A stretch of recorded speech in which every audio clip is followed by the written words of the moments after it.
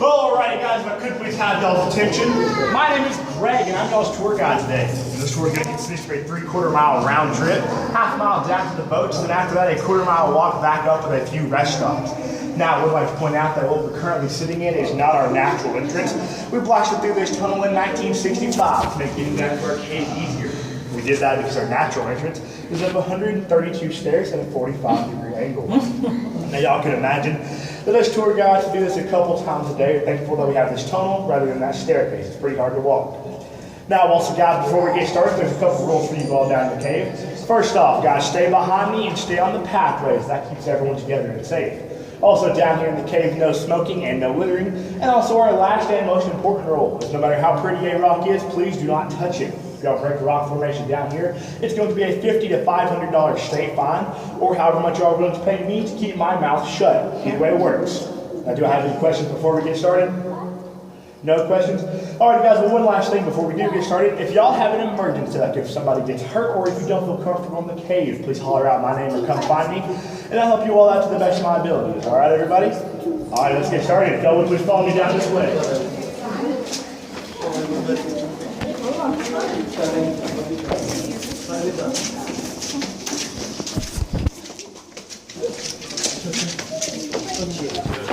Yeah, I'm glad I got my sweater.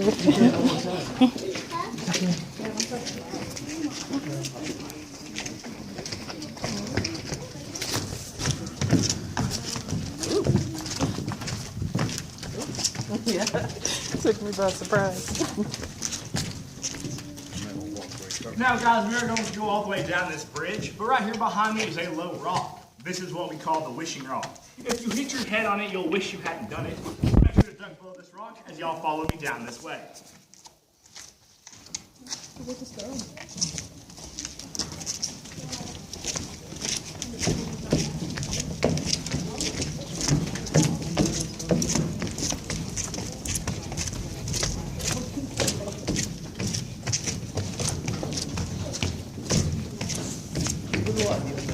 As you all come off that bridge, go over this tactical platform here with me. What we're going to do is head in the back left corner.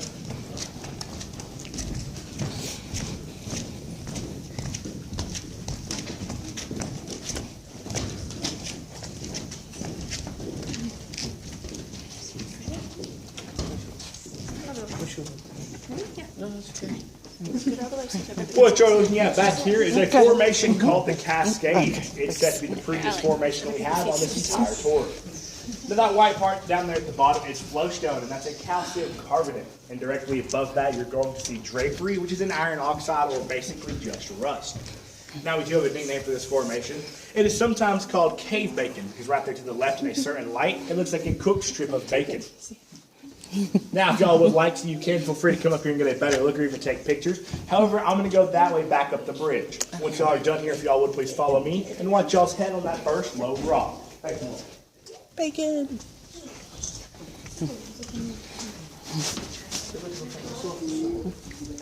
What you're looking at right over there, sir, is our maintenance stairs. That goes down that way, so the maintenance guys can get into this crevice here to y'all's right and change the lights without having to go spelunking. Spelunking. How long have you been doing these tours? I've been here for about 4 months. I'm the new guy. Ah, I'm guessing you like it? Oh, yeah. My older brother is also a tour guide here, so and it's easily the coolest job you'll ever have. I was about to say, this has got to be so much fun. And it's also pretty easy. I walk myself. All right, what you're going to do, man, is stop right here for me, right there, and form a line while I call it the front desk. As you're coming this way, please form a line right behind her on that bridge until I get off the phone. All right, we got one more line. This is Greg making it first. All right, thank you, sir. All right, thank you. You'll follow me down this way.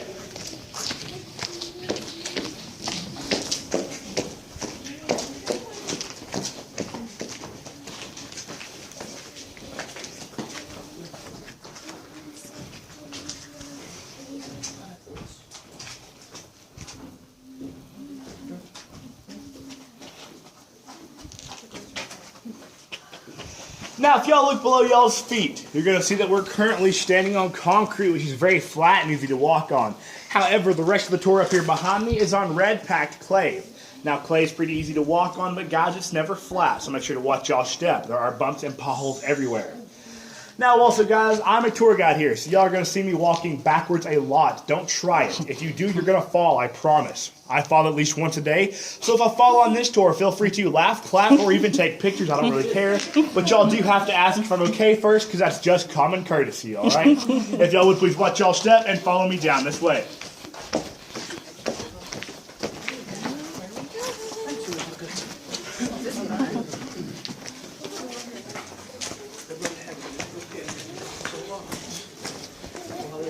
You haven't broke anything falling every day, have you? Do what? You haven't broken anything falling, have you? No.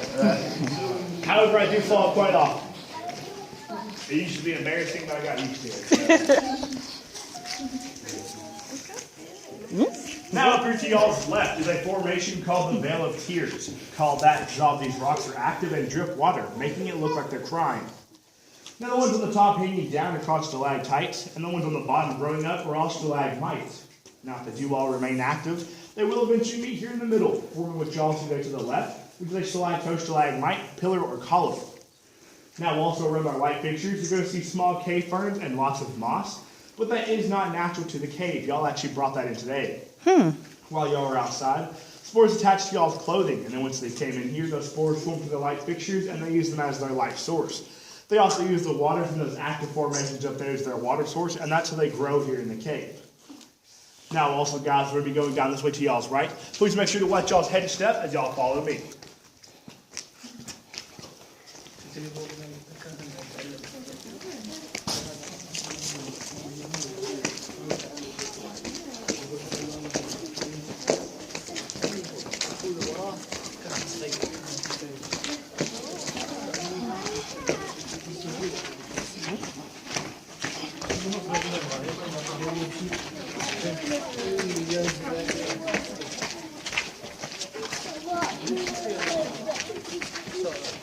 I hear my knees cracking. It's a steep hill.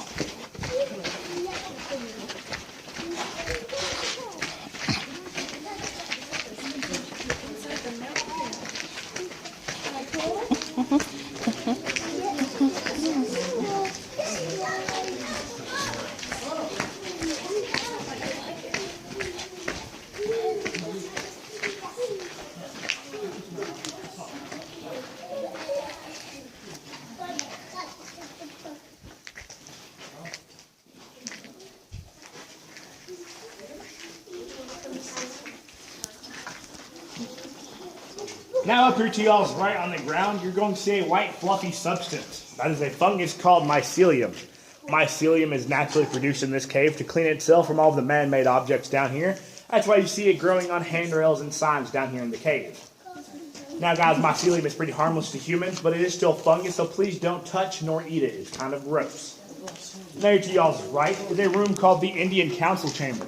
It's called that because in the 1820s, Cherokee Indian Chief Craig had acquired this land through the Ocoee or Hiwassee land grant.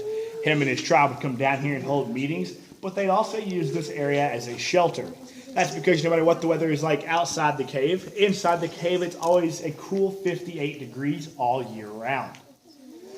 Now directly here above me, y'all are going to see anthodites. Anthodite is Greek for flower, so we call them cave flowers. These swarm when water seeps in from the ground level above, and then it comes down here and evaporates because this cave is so humid. The Lost Sea has over 50% of the world's population of anthodites, and that's what makes us a natural landmarker. You guys can also see that these are brown, and that lets me know they're inactive. However, around this cave, y'all might see some white crystal-looking formations. Those are going to be active anthodites. Now, guys, we're also going to go down this path here to y'all's left, and there are some low rocks, so please watch y'all's heads, and also the ground's uneven, so make sure to watch y'all's step, and follow me down this way.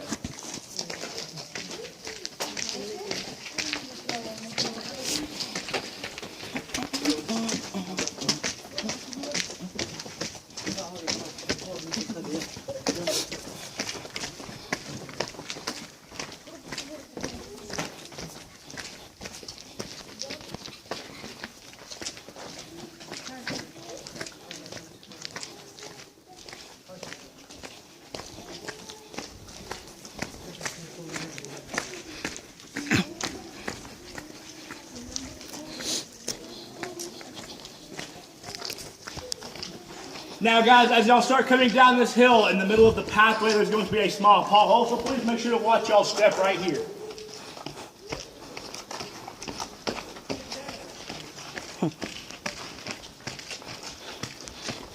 And y'all coming down that way, please remind the people behind you that in the middle of the pathway there is a small pothole. Are you recording this? Yeah. I'm not going to be on YouTube. Maybe. I haven't. It's so dark in here. Yeah, You can, yeah. Every time I've had a person come in here on with a GoPro or whatever. Yeah. They're like, I'll put it on YouTube and I go look at it and they're like, I see myself. Exactly. I know what I sound like, but I can't see myself. Exactly.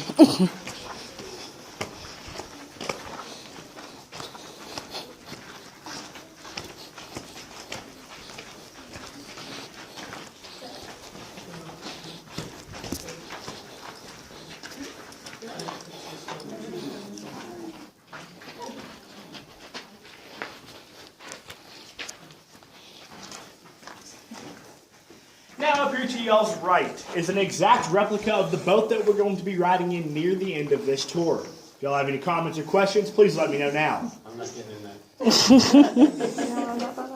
That's a fair statement. However, I also have to let you know that you don't get a refund.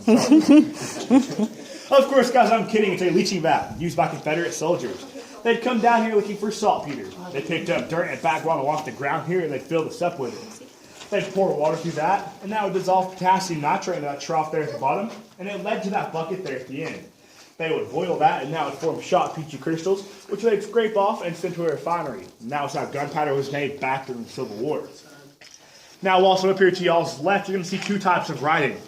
The black writing was brought here by Confederate soldiers, and it's black because it's a carbon imprint from their burnt out torches. And directly above that, you're going to see lots of white writing, but that's all sadly just graffiti. Before we were opened up for business, people would break into this cave and basically do whatever they wanted to, like having campouts, breaking off rock formations, and sometimes even covering up the black writing and ruining its historical value.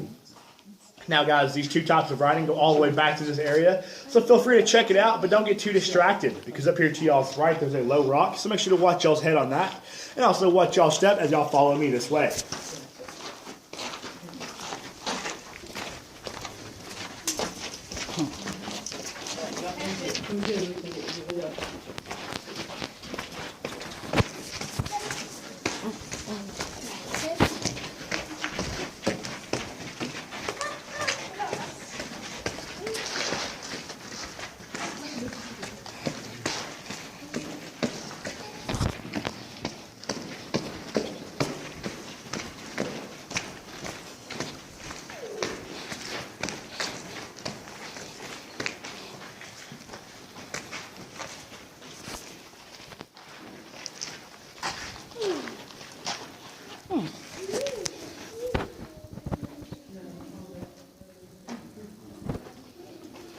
That one has your name, Finn. There's Finger. Right there. Your name's on the wall.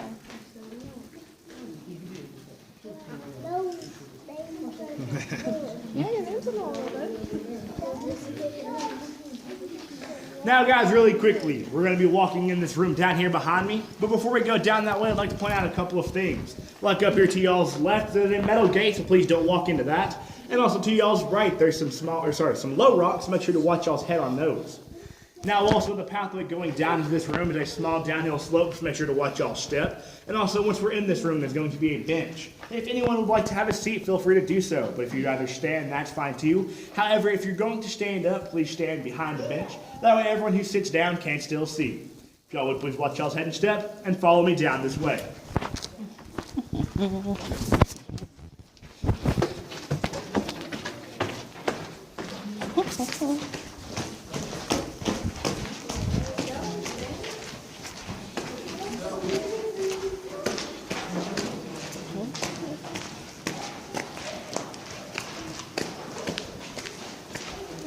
Like I said, guys, once y'all get in this room, feel free to have a seat at this bench or crowd around to the right or left or behind it. Anywhere in this room that is not in front of the bench.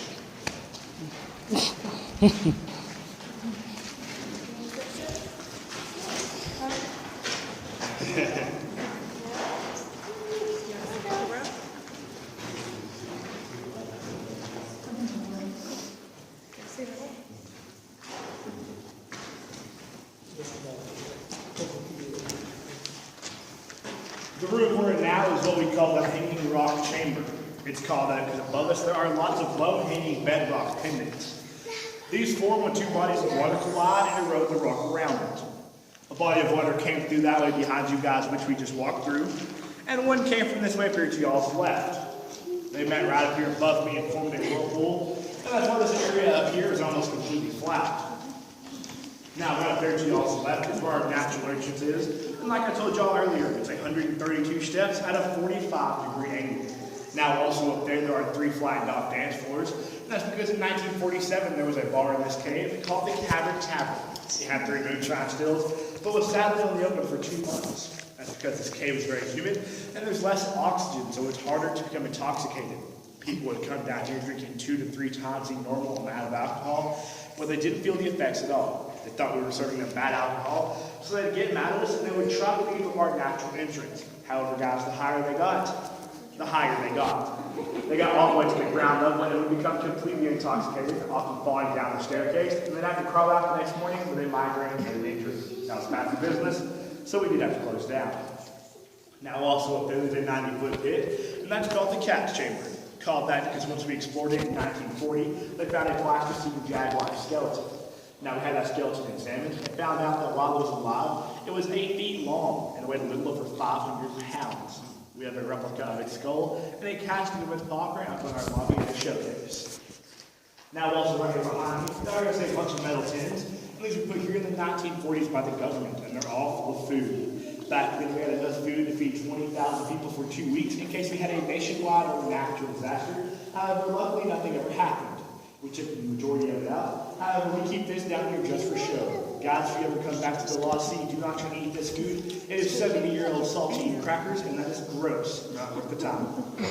Now, also, one last thing in this room. If y'all have anything that lights up, like cameras, phones, or flashlights, please turn them off and lock your phones, because I'm getting ready to turn the lights off in this room, and we're going to experience what we call total darkness. It's going to be pitch black, so of course any light will ruin that effect.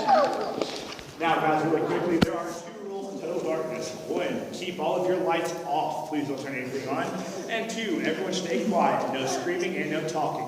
If y'all turn your lights on or get loud, I have to turn my lights back on, and it